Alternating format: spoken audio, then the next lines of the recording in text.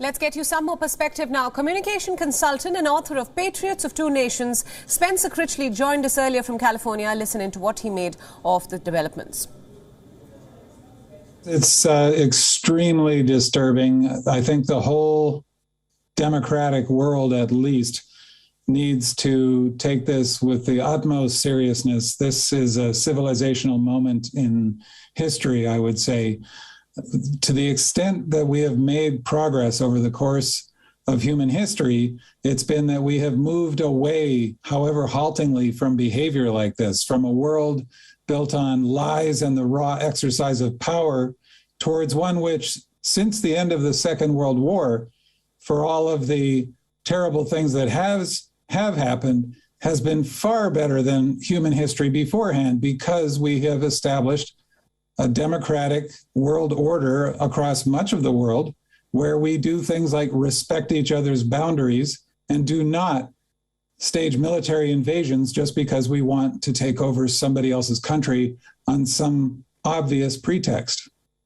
I would just note, I think actually Vladimir Putin has been preparing for this since he gained power. He's been telling us what he believes in, and he's been following up on what he believes in. And what he believes in is reestablishing a Russian empire that fills out the former boundaries of the Soviet Union, which the Ukraine was never a voluntary part of. Let's remember, Ukraine had a horrible experience under Soviet domination, including the loss of millions upon millions of lives during an engineered famine. There is no sense in which they want to be conquered by the Ukraine. I think that President Biden and the NATO alliance are clear on that, and I've been heartened to see the resolve and focus that they've brought to their response so far. One of the reasons I think that liberal democracy is in trouble around the world is that because it's based on negotiation and because it's based on the Enlightenment tradition of reason, sometimes it lacks that focus and that sense of passion, belief, and commitment that people draw from ethnic nationalism, in the case of Russia, for example, sometimes from religious fanaticism. But as the poem goes, sometimes you find that the best lack all resolve, and all of the commitment is coming from the worst of people.